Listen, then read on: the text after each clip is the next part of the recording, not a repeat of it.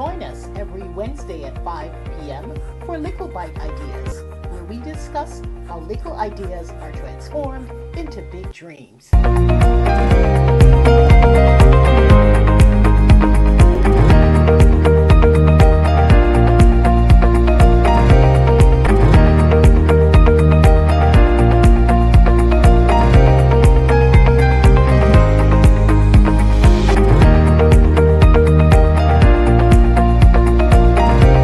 On the toolkit, and you will access a lot of resources. A lot of the information that we presented here today, there are a lot of activity sheets, so we encourage you to download some of that information. Also, there's a digital swag bag with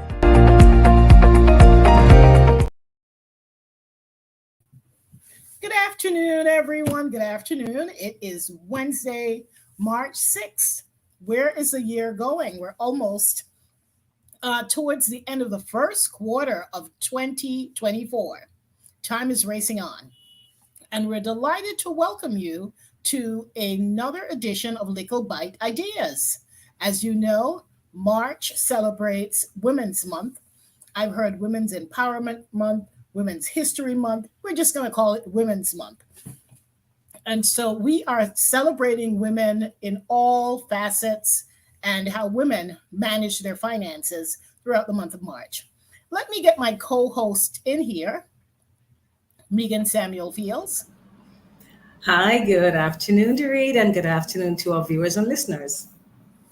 Good afternoon, good afternoon. And so today we have a very special discussion. We actually have 3 guests. So you know we're going to be in for a treat. Oh, absolutely. Today's topic, we are going to be talking to 3 women who are now movers and shakers, but their journey started out with some challenges.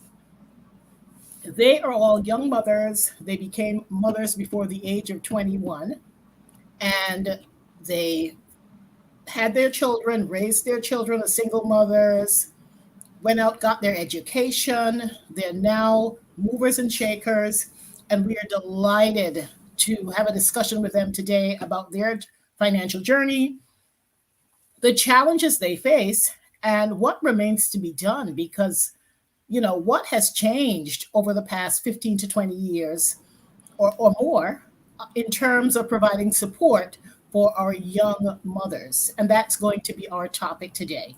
So I have the pleasure of welcoming these 3 young ladies. They're still young, gorgeous ladies.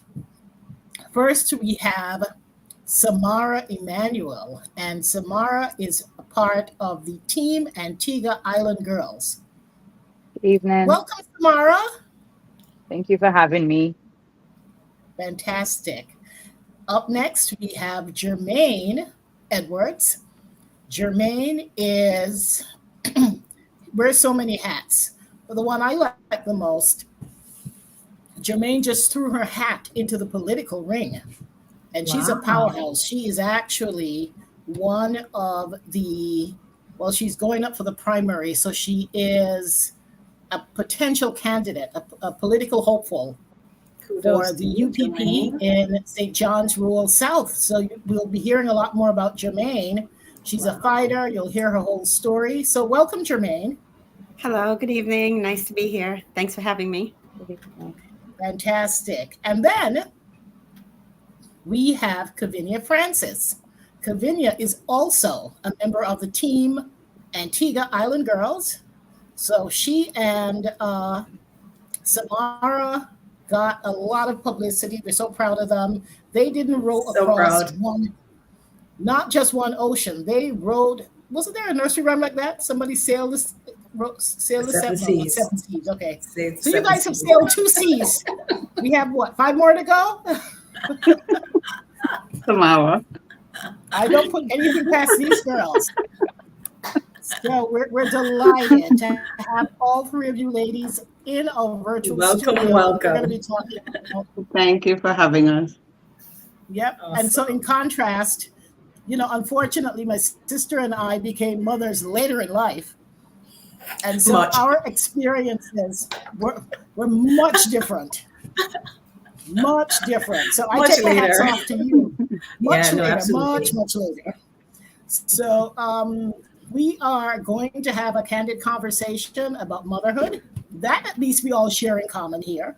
Mhm. But I'm sure your journey was filled with a lot of experiences that a lot of women can relate to, regardless what age, what stage you're at. Raising children is a full-time job. There is no It manual. is. We all have financial challenges, but as I like to say, we all have different stories.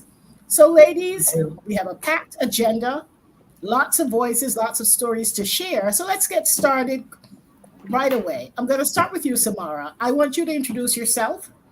Tell us about you, tell us about your family, whatever you want to share about being a mother. Well, I'm Samari Manuel. I'm 38 years old. I am a yacht captain by profession and slash sailor, a member of Team Antigua Island Girls, of course. And I have two handsome boys.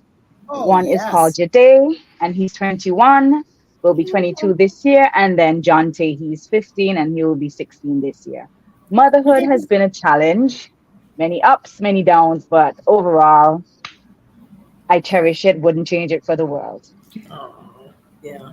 Get that. fantastic. Can we get the pictures up now, or would you want me to come You back? tell me when. Do you Okay, want us let's to get Samara's picture up. She's talking about these let's handsome get boys. Samara? Let's Yeah, show them I, off. I tell you, they are handsome. So Oh, here they there we Aww, are. go. I put in. Oh, So cuties.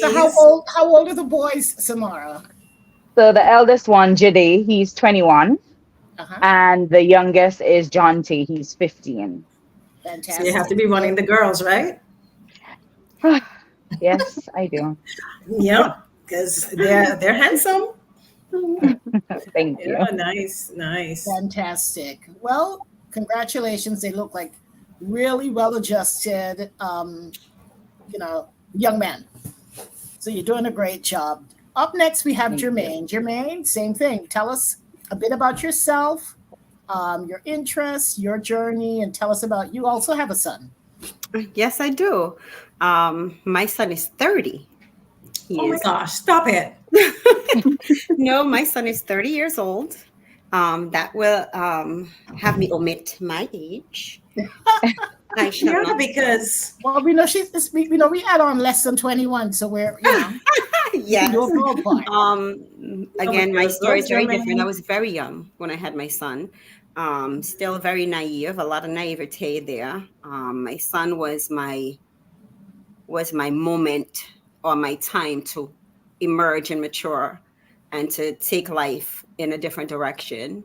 I currently am employed in the United States, the MTA. I go back and forth in Antigua. I mainly live in Antigua, if you look at it, because I'm there more times than I'm here. Thank God that my job permits me that opportunity. I decided to enter the political field, of course, because there was a lack of support for the area in which I reside in Antigua, which is St. John's World South. And the talk is always the talk. So I decided to move into that. I don't have any. You have two beautiful boys, Samara. I only had one, and I had him young, and I stuck right there. Couldn't go any further. I decided to move into my education, move into my life, and he allowed me the opportunity to grow up, to become the person that I am today, and I'm very happy for that. And what's your son's name? His name is Taquan, Taquan. and We're gonna show in Taquan. saying that, I'm also a grandma. Oh, Yeah, right. grandma. Yes, I'm a Nice. grandmother of two. I have a grandson and a granddaughter. Fantastic. Oh, Wonderful. so we're So gonna I'm show his. I'm absolutely blessed. Yes, I absolutely. think Jermaine can teach us a thing or two. Yep. We'll all learn. Here So here we go. Here's her son, and beautiful, nice. Nice. beautiful. Yes. Okay, great. So Kavinia, same Yes. thing. Tell us a bit about yourself. Tell us about your beautiful daughter, and a bit about your journey. So yes, my name Kavinia Francis. I was the captain of Team Antigua Island Girls that rode two oceans. I also have my own business, Creative Fitness, where I improve the quality of lives of individuals of all ages and levels. I also work with my family business, Kennedy's, in Antigua. And yes, I have a beautiful, intelligent daughter. Her name is Kanas. She is 24 years old, an academic scholar, also very, very religious. So I am blessed. Um, it was, difficult, as Jermaine said. It kind of forced you to grow up sooner than later. Have to, a lot of self-sacrificing and getting your priorities in order sooner than most other, young people would have had to, which is a good thing, I think. It forces you to get on your track early. So yeah. So here is a Fantastic. picture of Canis. Look at that. Oh, so beautiful. What a gorgeous girl. Girl. So what is she doing now, Kavinia? I know she had gone off to study. Yeah, so she did earn her bachelor's degree in neuroscience, cum Oh my laude. goodness. When you said scholar, you weren't Hey, kidding. okay. Wow. But she has, with her religious pursuit, she has decided in talking to God, he has called her to write. So she's actually currently applying to do her master's in fine arts for writing. Nice. And so, I'm continuing to support her endeavors. Of course. Wow. That is Nice. great. That is Very wonderful. nice. Aw. You three ladies are so blessed. I'm Yeah. telling you, and I feel very, very honored to be in your presence. Again, like I said, Absolutely. I can't imagine, you know, Yeah. even considering motherhood and looking at your age, it's kind of gauging how old you guys might have been. I don't know how I could have pulled it and off. and then the society, it's back, maybe it's a little better now, but back Yeah. then Oh, I it was. know it couldn't have been easy. Oh, yes. It, you it, know it was, fatal. I mean, it was supposed to be the end of your life. and You of know, course it's always the girls, not the boys, you that know have to how take the that brunt goes. of it. Yeah. Yeah, Which that is is a true, And the girl's family. Yep. That is true because for transparency, I had my son when I was 17. I was 21 days before my 18th birthday when I gave birth to my son. At that particular point in time, I would say that society would have written me off. They Hmm. would have decided upon that time that she's no good and she won't amount to anything and this is the end of her life and she's just set to be there and have probably a litter of children and no support. Fortunately for me, I'm very driven, and with my son in tow, that made it even worse. So I was definitely determined, and of course, I would never ever count out the support that I did get from my family. They definitely helped to push me further and help me to understand certain things when I wasn't connecting, when I was just absolutely angry with everyone around me who was talking about me as opposed to talking to me. And I pushed through, I persevered, and I'm happy with that. Yeah. Yeah. That's wonderful. That's wonderful. Well, ladies, this is a show about finance. So let's jump right into it. My first question to you is, for young mothers in general, and everybody's situation is different, what do you see as some of the main financial challenges that you faced during the initial stages of motherhood? So it could be you recognize, I'm having this child, I'm pregnant, what I'm going to do, or you may want to start after the baby is born. But the reality is, you are a mother. What are some of the financial challenges that came to mind immediately, or you faced almost immediately? Well, for me, I was a teenage mom as well. I had my son at 16 years old. So obviously I didn't have a red penny to my to my name. So I relied heavily on my mother and the support of my family. Of course, with a child comes all the expenses of having to provide clothing, food, pampers, stuff like that. And I didn't have any money. So that was the financial challenge for me. But just like Jermaine, I had an awesome community behind of me and my parents and grandparents, and they really helped me a lot throughout that time. So when they say it takes a village, it really does, right? It To really raise a does. child. Yeah. Yeah. And think about it. Where does a 16-year-old get money? What Exactly. 16-year-old has Exactly. any kind of money, even if you have a little summer job or after school job? I mean, Not money to raise a child. I'm telling you. I'm telling you. Definitely. Yeah. So my story is Tremaine, how similar. about Well, you? Oh, go ahead, Lavinia. Lavinia. I was actually in college, and I did have a part-time job, but as nothing that you would think could support a family. And I also had a wonderful support system, mother, father, brothers, sisters that helped to make that part of the initial part of the journey, you know, easier than it would have been without them. So again, I'm thankful. I feel blessed. But is so with me, I had to navigate college, navigate. I was in Miami. My family was in Antigua, so they did come for her birth, but then it was up to me navigating childcare because I didn't have family in the US that I could leave her with. They did ask me to send her. I'm like, nope. So having to navigate childcare services, the pickups, the transportation for picking up, going to class, dropping off. Yeah, it was tough. And, like they both said, you grow up earlier than you probably would have if you didn't have this priority. Right. So from a So, financial Lavinia, point of view, you depended on your parents and your Yes, family circle to help provide financially. yes, Yeah. absolutely. Wow. so Lavinia, I have a question. Are you the baby in your family? I am the second to last, Okay, so but one of the I babies, Not mean, because quite the baby. yeah. not quite, How many but children? How many they say children do the, you the know? two of us, my sister is only a year and a half young. So they say we're kind of like twins. We kind of go. So I'm kind of the baby. So wait a minute. Wait a minute.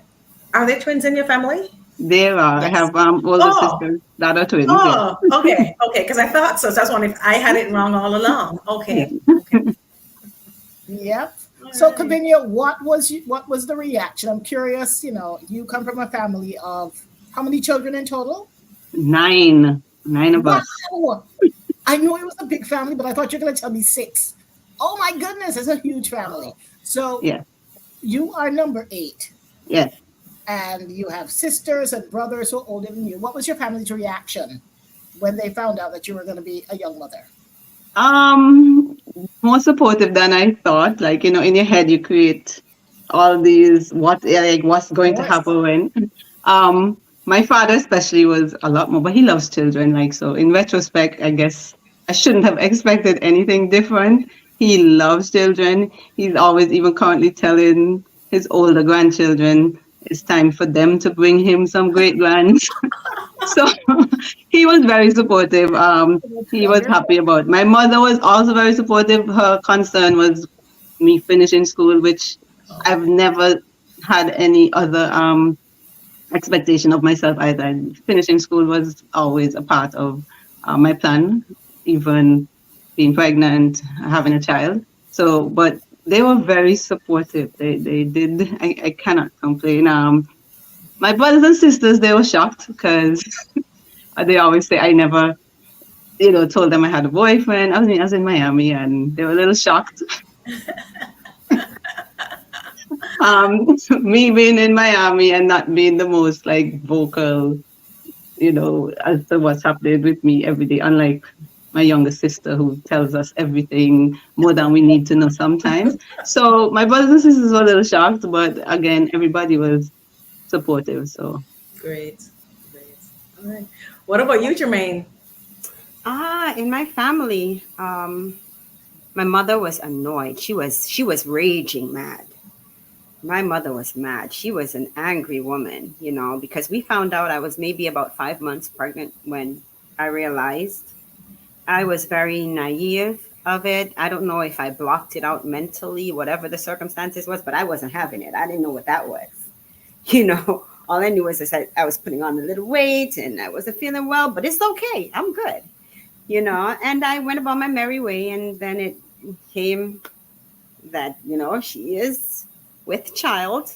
And my mother was mad. My father, on the other hand, he was like, you know, this is my daughter. What do you want to do? What are you doing? And I mean, the question only came up of abortion from outside of my family. That was never a question within my family. And so it never really was a thought. And automatically it was a no. That was not even within my scope of thought. And with that, everyone just fell in line, fell in line, fell in line. This is what was happening. This is how the process is going to be. I also, at some point, I was in New York. And at some points, my parents were not there. They were not there for the actual birth of my son. I decided to stay on in the US, which made it a little different for me financially because I had to support myself at this point. And being who I am, I found all the resources. You know, I found the financial aid department, which helped me with rent and with food, and you know, the WIC aspect of it, Women, Infants, and Children program, which helped me with food for the baby, for my son at the time. And I went along, and I'm the type of person that I was doing odd things to make money. I was definitely that person that was selling oils on the table and incense outside on the table to make an extra dollar, to make sure, you know, to supplement my income. So I did a lot, went through a lot. I can only say it was a learning experience. Everything, every step taught me something, good or bad or indifferent. It just taught me so much. And I got to a place where I was pretty comfortable. Where education is concerned, though, for me, I was like, nah, I didn't want to go back to school. That was it. Lavinia was like, she was definitely about having that education. I was that child who was done. You know, I was not that good of a girl that I was like forging forward with my education. So I know the difference in children. Sometimes the difference where you know that some of them just don't want to, but they need to be motivated to. And so I eventually decided, yes, you need to, because your income depends upon it. Your child's future depends upon it. And at that time, academia was the only way.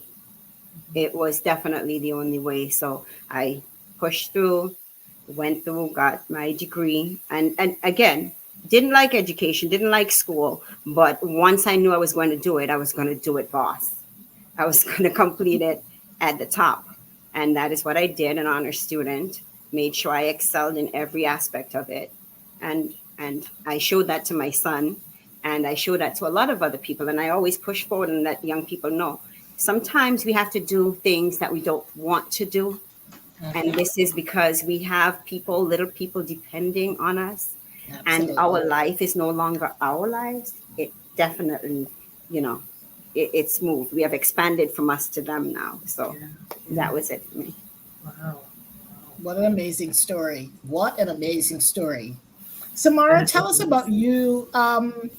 How you coped with, you know, you're a young mother. How did you make that step? You've had your first son. How did you make that step as far as, or at least the next step as far as providing for yourself, whether it's employment? So like Jermaine kicked into hustle mode and did what she had to do. What was your experience?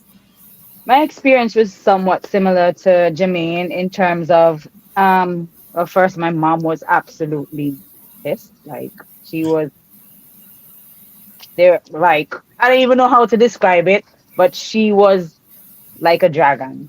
And then, I mean, after the initial shock and all of that wore off, she kicked into mommy mode and, you know, helped me out as much as possible. I had the same experience where I had my son the 26th of August, and I was back in school on the 9th of September. But then, like, after a week, I was like, I'm a big woman now. No teacher can tell me what to do. Kind of had that phase where, okay, you can't talk to me. I've had a kid. I'm grown, you know. And so I stopped going to school after like a week, 2 weeks. And then, it slowly started to dawn on me that I have this young child that I have to provide for.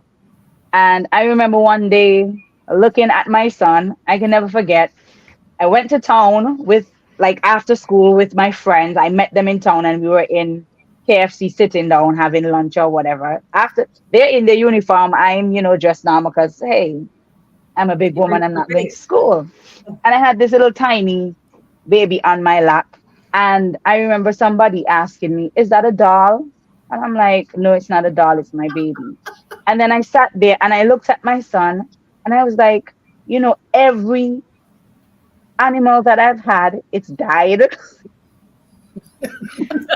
It's died, or it's ran away or something. And then I was like, what's gonna happen to this baby? I'm sure I'm gonna go somewhere and put him down and forget him. Like, and that goes back to show you my level of thinking, the immaturity back then. Yeah. And I'm like, boy, I'm gonna lose this child. And then something just kicked into me, and I was like, you gotta get your act together. So I started doing a course at Gender Affairs had a course that time, and I can't remember the name of the lady who was over it, but I did the course. It was a few weeks, and then I started to look for jobs, and I just went into, like Jermaine said, hustle mode, and just kept going, like working different jobs, like always trying to go a step higher than the previous.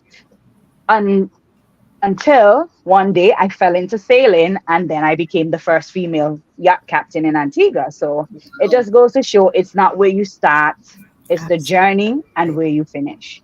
Oh, And also absolutely the mindset, correct. the mindset, just wanting more for yourself and recognizing that you can, once you aspire to something, you can achieve. So just bring that positive mindset of wanting more for yourself.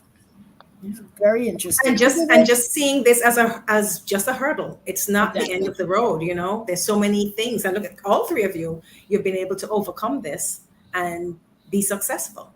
Oh yeah, not just successful. These are movers and shakers. Movers and These are headliners that we're talking to. We're not talking to people who just made Famous it. We're talking to people. people. Say that again. Famous people Oh yeah, famous people with more fame to come. with more fame to come. Kavinia, tell us about your, you mentioned a bit about having to look into childcare and you had a part-time job, but the baby is here. How did you manage financially going forward, and where was your head at the So, time? well, in the early years, I did have my partner still around that assisted there. Um, but like Sam said, it's just never. You're always looking for the next step, higher heights, and so which is why finishing my master's degree was priority. So I took one semester off, and then I was back in school the following semester. Um, and childcare in the US is a lot, and if you're late, every minute you're late is an additional $3 or $5 what it is. So having to navigate that with him working, me going to school, it was challenging. So taking more hours when I can. I was a tutor at Miami-Dade College at the time, taking more hours, and that's also one of the reasons too I got into the personal training certification, because you can charge a little bit more flexible hours. So, and it's something I actually enjoy. And they say if you do what you enjoy, it doesn't come like work. So, just finding the best way to navigate to get the results you want was one of the toughest challenges to figure out during the time.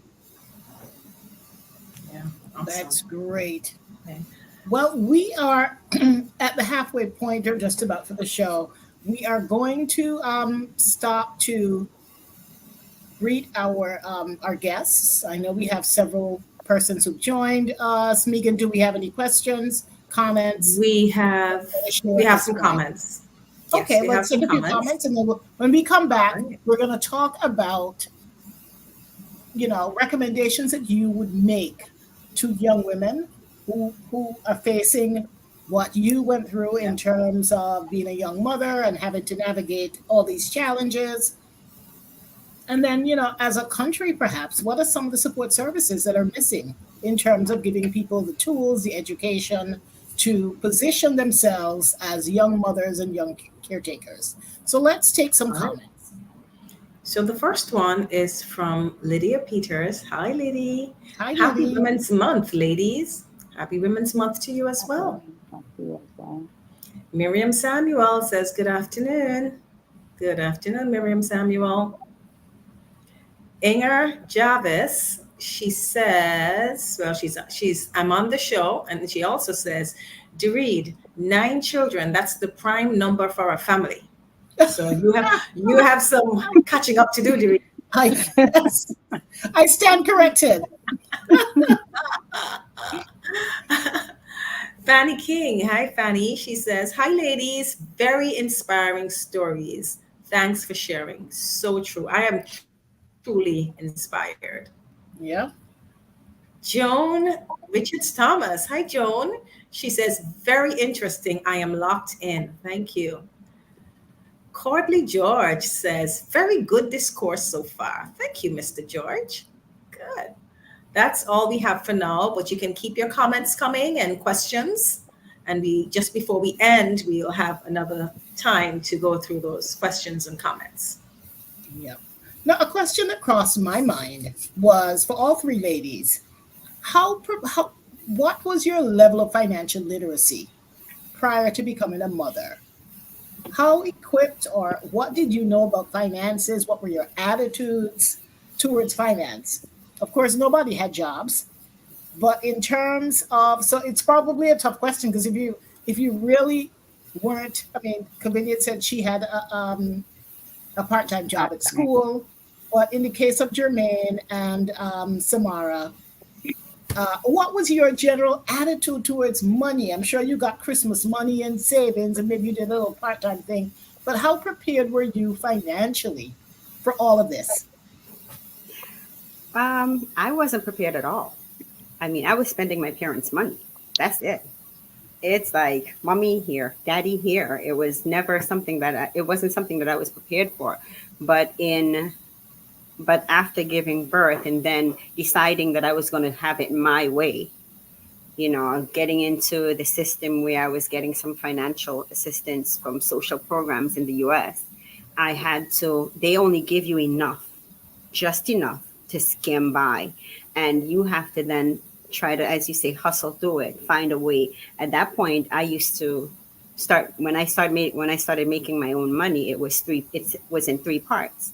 It was in what's for Taquan, that's my son, what's for me, and what's for saving. And for me, saving was never done in a bank. I didn't do it through a bank. I was like old women, put it aside. I tucked it away, Tuck it in the bosom. Right. I just wanted to count it every day, Let me ask you this, Jermaine. Is that what you saw your mother do? Yeah, I saw that from my parents, my grandmother. I was going to ask that, actually. I saw that from my grandmother. Your financial habits generally. Yes. And it was like, I would always have for my son, but I realized no matter where I went to, no matter where I traveled, even the money that I set aside for myself was for my son. Yeah. So I stopped going into certain stores. It was like everywhere I gravitated to was something for my son. I was in Oshkosh B'gosh. I was in this store. I was in that store. Every calling, I went into the store. I absolutely at one point forgot myself, and although I had put aside for me, it was going into my son, and I had to have a little wake-up call where I then had to say, you know what, I do have to take care of me in order to take care of him.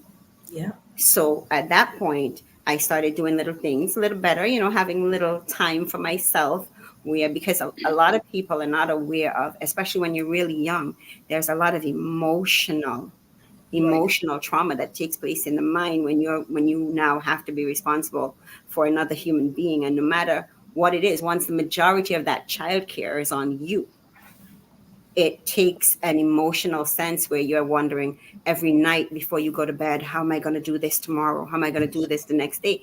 Kavinya spoke of Miami and being late and the $5 extra and the whatever. You have to realize in Antigua, we say $5. Yeah.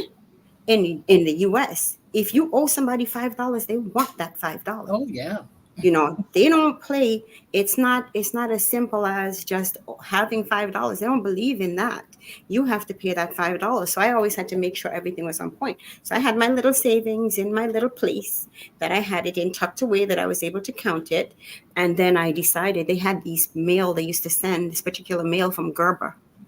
It was an insurance policy. And I decided, you know what, let me do this. You know, so I had insurance. And in Antigua, there's nothing at all. A lot of us don't have health insurance. Mm-hmm. So when it comes to like seeing a doctor or any such thing, it had to be out of pocket most of the time. Mm-hmm. And I realized in transitioning from the US to Antigua, it was very expensive. It was very expensive. And I then had to invest. And sometimes we're like, what is $5? But $5 put away over a period of time amounts. So there's no, I would tell anyone that it doesn't matter how small the amount, it adds up. Start somewhere and eventually you'll be able to build on that. And it definitely works. It comes back in your favor. You know, I've seen it. I've been blessed with that. And so I continuously still do that. I continuously still put aside even today. You know, I mean, I put aside for birthdays. I put aside for anniversaries, you know. So when that time comes for Christmas, so I know at that particular point that this is my Christmas spending money. This is my birthday, you know, money and whatever. And I think that is a habit that we should teach our young people. There is no real financial literacy program in Antigua and Barbuda. We need financial literacy program and we need financial emotional health programs, within our communities. Yeah. And what you're doing is really budgeting and financial planning. And the earlier we can start, the better. Mm-hmm. Yeah. Jermaine, I also will come back to this, but a point that you raised that I haven't thought about is, you know, as a young mother, the need for self-care. Well, absolutely. You know, and my question to you was, it sounds like you were living with family in New York, but did you have anyone helping to guide you financially or guiding you in terms of what you should be doing to plan for your future? I know your parents were in Antigua, but who was helping you navigate the system and pulling this all together while you were in New York? No one was actually. Oh, This was all self-sustainability, self-preservation taking place once you realize that you look over and then there's this little innocent, beautiful blessing there waiting, looking at you for support. And it just kicked in naturally. The mama bear just came out. I get that. It came out. It kicked in naturally. I didn't have a choice. There were no choices offered. Yeah. Wow. Kudos to you. Okay. What about you, Samara? Your financial literacy. Did you have any knowledge of financial literacy? Listen, as a teenager, I didn't have a care in the world. All I had to do was go to school, maybe wash some dishes, sweep. Mommy gave me money, I spent it. And that was my financial literacy at the time. But like Jermaine said, as you go along and you realize you have a child, you have somebody who is depending on you, and no matter how much help you get, you still have to play your part. You still have to make sure you put a little bit aside. And right now, all your finances becomes your child's finances. Like you go into a store, and I do this even now when I travel. I will go into a store and I see something that my boys need. I was like, okay, I'll wait till the next time. I can wear 2 jeans, 5 shirts, but let me pick up something for them. And it's day. Oh, we lost you for a second, Samara, but you're back. Yeah.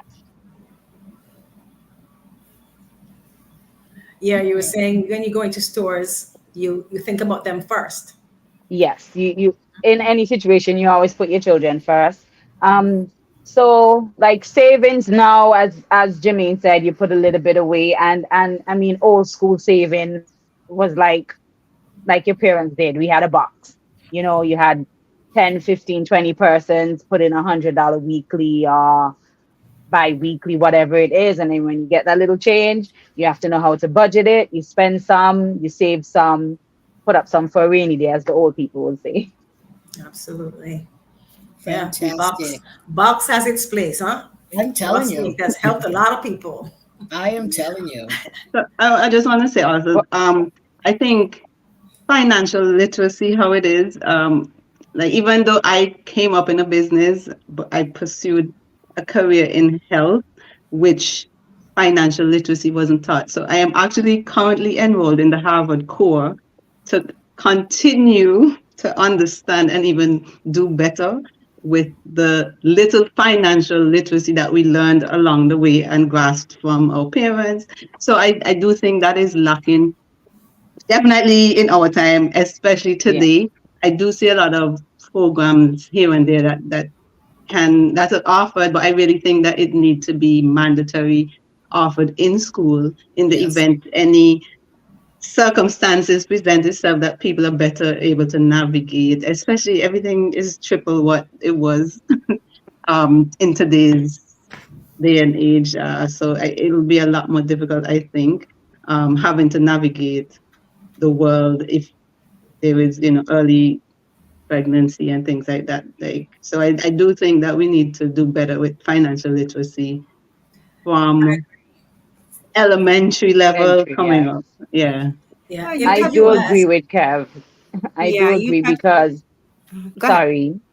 Yes, because I was gonna say, even learning from an early age about the box system that our parents and grandparents have, now with the little financial literacy that you've learned along the way, you are able to understand that it's a little bit much better to put your money like in the credit union or Right. bank, and you save the same amount, but you get a little interest. No matter how Yes. small it is, you get something extra on it. So I definitely agree with Kevin when she says, it needs to be taught at the grassroots level.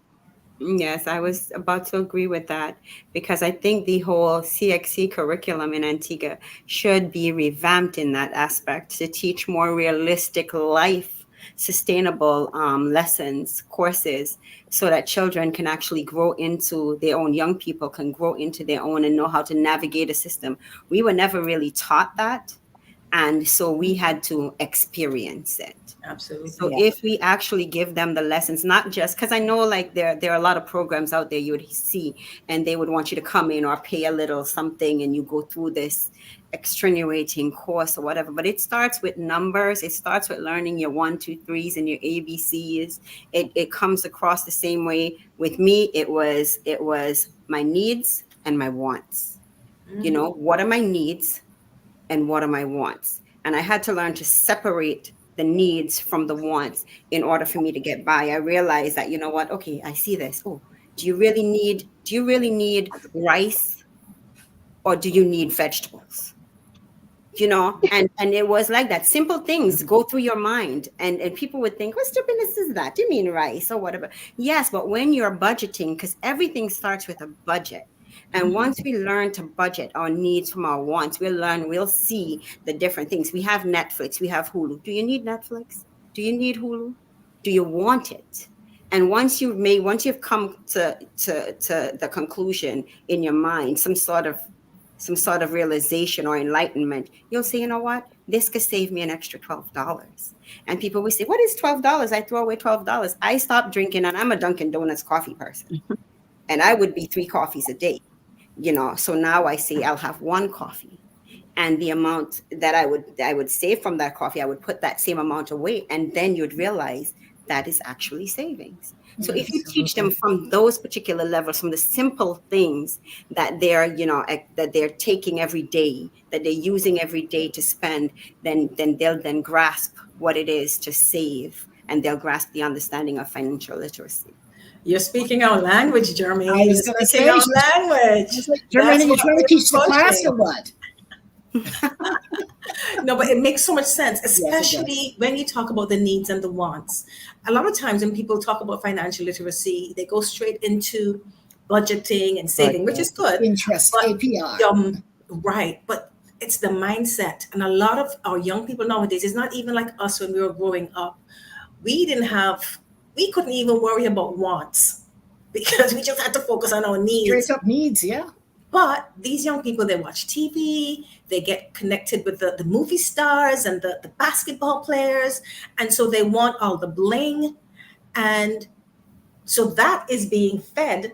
But what's not being fed to them is a recognition that, look, these things that you're going after, they're your needs. They're your wants. They're not your needs. And Yes. I think there's so much we can do, or we should do from an Antigua point of view, for our young people in schools. I was going to say that in the US, in a few of the states, they are now requiring at least it's one mandatory. financial literacy Yeah. course before you graduate. I think one is not even enough, but at least they're starting, because in as much as we're talking about Antigua, financial literacy is a problem around the The world. world. Mm-hmm. And unfortunately, among Black people, it's even higher. So it's something that we really have to take seriously.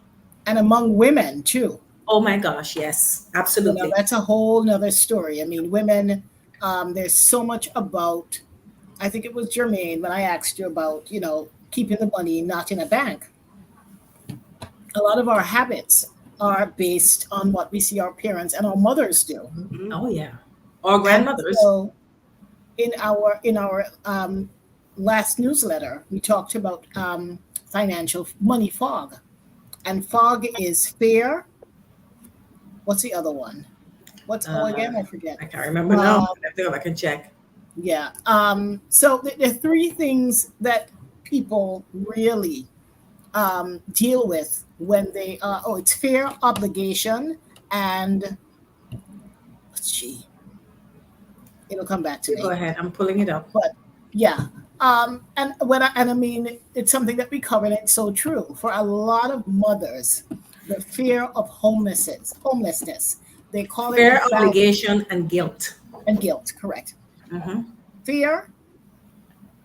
As mothers, nobody ever wants to be homeless. That's your biggest fear. The thought of not having a roof over your head, right? And they call it bag lady syndrome. The thought of that you and your family can be homeless is crippling for a lot of women. We don't have to have a lot, but if you cannot meet that basic need of a roof over your head, psychologically, you're going to shut down. Okay, then obligations.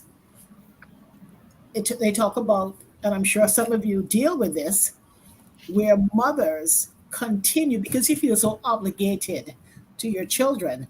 You have grown children and you are not allowing them to cultivate good habits because you're still holding on to the emotions that you had as far as your obligation. So you have grown men and women who should be doing more to support themselves and at least meeting their basic needs, but you can't, you're still so tied to your trauma, right? That you don't know how to impart that knowledge to them and to help them become more independent.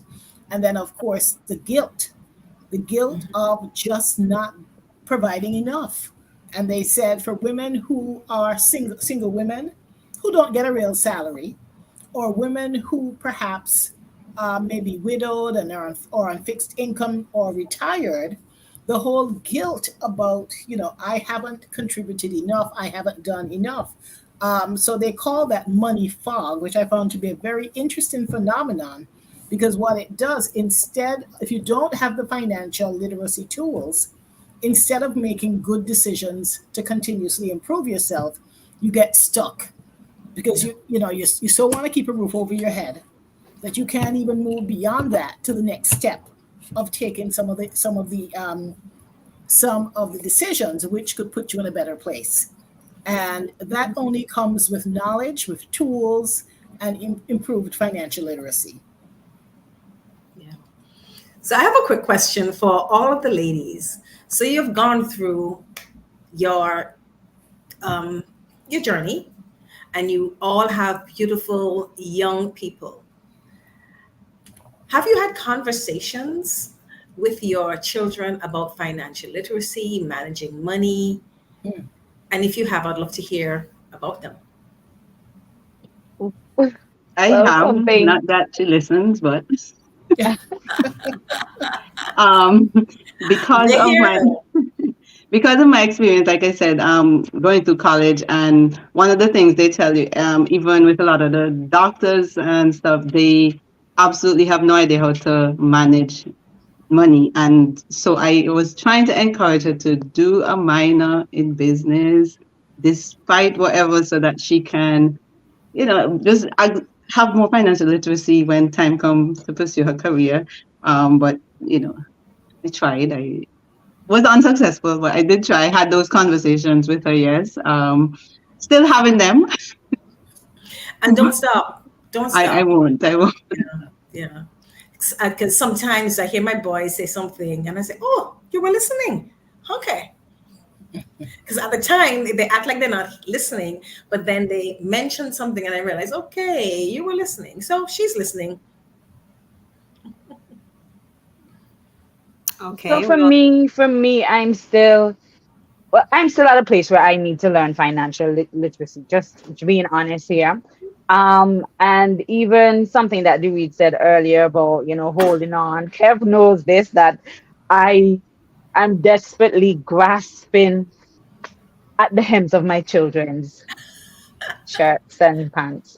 I don't You're know not why I'm alone. holding on No. to them. I just feel like no matter how old they are, I need to protect them. I need They're to, your babies. yes. And My, Samara, that comes from your trauma. You know what you had to deal with. You just don't. That we're protectors. We don't yes, want our children to go through the trauma we had What to we deal went with. We through. don't. definitely. And I always use the crutch of, or like, especially my oldest son, my youngest son, he can save a penny. If it's one thing, I need $20, and he's like, Mommy, I have $20. So he Oh, saves. He doesn't really, he always has money. But my big one, my eldest, he goes to money like drinking water. So, but I always use the crutch of, it's my baby and I don't want him to go out and steal or do anything, untowards for money. So if he comes every day of the week and I have it, I'm gonna give him. But like I said, I need to first learn financial literacy for myself Yes. so that I can, make better decisions and even help to impact on them. And then maybe we'll go to the next step of me tearing my fingers away. so I'm gonna tell you, I have my older son is 24, and I've had to do that. It's not easy because, like you, I'm the mama bear, but we have to. The more we hold on, is the more damage we're doing from the point of view Yes. of not allowing them to be adults and for them to learn. Because you learned by the mistakes you made, Yeah, and Exactly. he's yeah. going to do the same thing. Yeah. You're Yeah, not gonna let them but suffer, it's but hard. they have to learn. Yeah, it's hard. well, Jermaine, what about you? when it came to my son, I'm not as nice as you see me here. This is just a ooh yeah, you see here. I took him to the bank. I mean, and he was an adult. He didn't have to come, but mother speaks. It's still no matter what, I'm mother. And that is how he recognizes it, and he has to live by it. I've seen him make a few mistakes. I've seen him do some things that he should not have done, and because of that I had to take charge, because just like Samara, I was the cuddly. I have to give him, I had to give him. I don't want him to want or to be in need. What I wasn't doing was allowing him to realize that I had to work for it, Yeah. right? Mm. I wasn't pointing out to him or having him see that mommy had to work really hard for this, so he had to cherish it. He was just getting it at a call, and so it didn't mean anything to him. So I got to the point where, you know what, you're going to scrub this floor, you're going to scrub that floor, you're going to do this, you're going to do that, because you have to earn this money, right? And it was like, after a while, do you have a bank account? Did you set up a bank account? This is my 20-something-year-old son. And I was like, listen, I said to his father, you're going to take him to the bank or I'm going to drag him to the bank, because he has responsibilities. And his responsibilities are not my responsibility. His responsibilities are my joy, where I get to doodle and play with and send them back. But he has to make sure he can manage his responsibilities. So when I say to Quan, get here or get there, or whatever, he'd be like, Ma, but Ma. And I'm like, no, we need to get this done. So I operate like that with him now, and he is getting it slowly but surely. I still think, like everyone else, that there needs to be more financial literacy program, especially from a small scale. Stop going in like, big bankers, because most places I go to or I've been a part of it, I'm like trying to, what are you really saying? It's like a different language. It doesn't come across like something that's possible for a lot of people to do. But if you break it down, you just start it from that A level, then a lot of people get it. They'll begin to enjoy it, and they'll begin to learn. So with me, definitely with my son, I dragged him by the collar. Yes, I did. And I'm proud of him. Good for you. Good for you. Well, listen, ladies, we had such a great discussion. We are almost to the end. Not enough time. We have to do this again. Never. We are going to take some more comments, but when we come back, we're going to give you guys all an opportunity to wish the women around you, or those you know and those that you don't, a happy International Women's Day, which is on Friday, and also give them some words of advice, particularly young women who find themselves in a situation where they're young mothers, they may be off track, grappling with financial decisions, whatever their situation. We're going to give you an opportunity to give some words of advice to young women based on your successes. I know it's a continuous journey. A lot of us don't even claim our successes because, we don't know what tomorrow holds, but we're going to call you guys sheroes, you guys, what you've been able to do, and not just to exist, but to come out as influencers in Antigua, household names. If you're not there yet, you will become a household name. So we want to give you guys an opportunity when we come back after our comments to give your words of advice, wrap it up in about a minute. What advice you have for young women as far as getting their finances in order. So Megan, let's go back to our comments. All right. So Ralph Gordon says, very interesting topic, but even as a man, one has to be strong too financially. So true. Very true. Welcome, Ralph. Well, Ralph is on a roll because he also says, I have had $100 bill in my wallet since 1995. Oh, wow. Wow. Not having to touch it helps me to budget around it. That's an interesting, very interesting concept. Wow. Yeah. So Ralph is still on a roll. Ralph says, so Megan, when it's Father's Day or something, when we'll have somebody like Ralph come on. Maybe because Ralph says Beck's money or emergency money savings is a good way to budget. And we had spoken about Beck's money before. Yep. The old school way. That's a topic we want to talk about. There's an Antiguan girl who wrote an article in the New York Times. Yes. I don't know her, but we're going to find her. We're going to find her. We're going to bring her on the show. Very interesting article about Beck's money. We're going to bring her on the show because she broke down the Beck's money situation so well that I think people would love to hear her theories and her philosophy about Beck's money. So Ralph has some advice for Samara. Go right ahead. Samara, give your oldest son $20 and put a mark on it. Then give him $5 more every week if he can show you that $20 bill. Very interesting. I'm going to try that. But make sure you mark it uniquely enough and make sure you're not $20 and you think it's the same one. That's funny. That's funny. Then Joan Richards Thomas, she says, Happy International Women's Day when it comes around on Friday to the panel. Thank you so much, Joan. Thank you, Joan. Yeah. That's all we have. Okay, great. So let me start going the other way. We'll start with Kavinia. She always got the questions last. So let's let Kavinia go first and give us your comments and your advice for young mothers, young women, as far as managing their finances. So again, thank you for having me, and happy International Women's Day to all the women when it comes around. And my advice is one, as the read said, if you end up in an unexpected circumstance, mindset first must be the one to change. You have to change your mindset. Don't see it as a negative thing. My daughter likes to say, my biggest, most used word is solutions. Finding solutions. Any problem that occur, find solutions.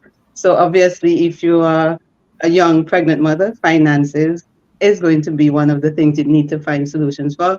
For me, finding your village, whether it's your family, whether it's different, I have really supportive friends and family that helps me to navigate life and still helping me to navigate life even with my adult daughter. I think it's a little different with a girl than a boy. At least that's my excuse I with think so. I with think so too. Jermaine and Sam. That's my excuse. It's a little different. I think I have to provide a little more coddling and guidance as females in the world. But yeah, just finding your village. If you don't know, ask. Like they said, financial literacy programs are becoming more and more easy to find. Sign up. You're never too old, never too young to learn. Like I said, I'm currently enrolled in a program to even understand more about financial literacy and managing my own business. And yeah, use the resources that are around you. Ask questions, learn, learn, learn. That's my forever motto. Keep learning, and that's my advice. Awesome. Thanks, Fantastic. Lavinia. Thanks for that, Cavinia. Okay, Jermaine, I guess you got squished in the middle somehow, so we'll go with you.